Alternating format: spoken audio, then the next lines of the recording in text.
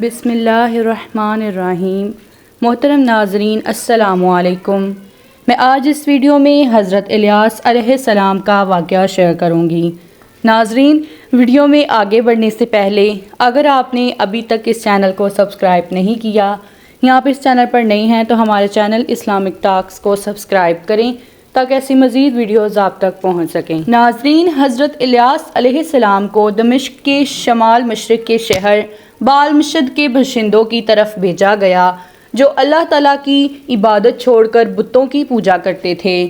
آپ نے بادشاہ اور لوگوں کو اللہ تعالیٰ کی توحید کی طرف بلایا۔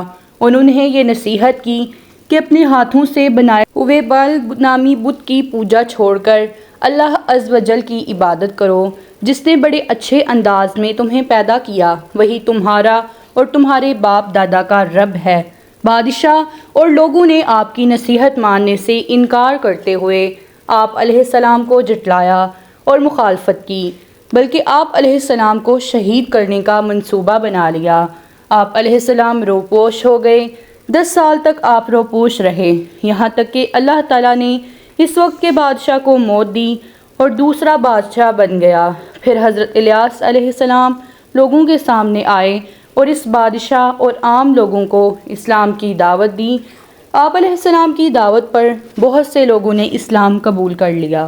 فرمان الہی ہے اور بے شک الیاس بھی رسولوں میں سے تھے۔ جب انہوں نے اپنی قوم سے کہا، کیا تم لوگ اللہ کے عذاب سے ڈرتے نہیں ہو؟ کیا تم بت کو پکارتے ہو اور سب سے بہتر پیدا کرنے والے کو چھوڑے بیٹھے ہو، اللہ کو جو تمہارا اور تمہارے پہلے باپ دادا کا رب ہے؟ لیکن قوم نے انہیں جھٹلا دیا۔ اب وہ ضرور جہنم میں سزا کے لیے پیش کیے جائیں گے، سوائے اللہ کے مخلص بندوں کے۔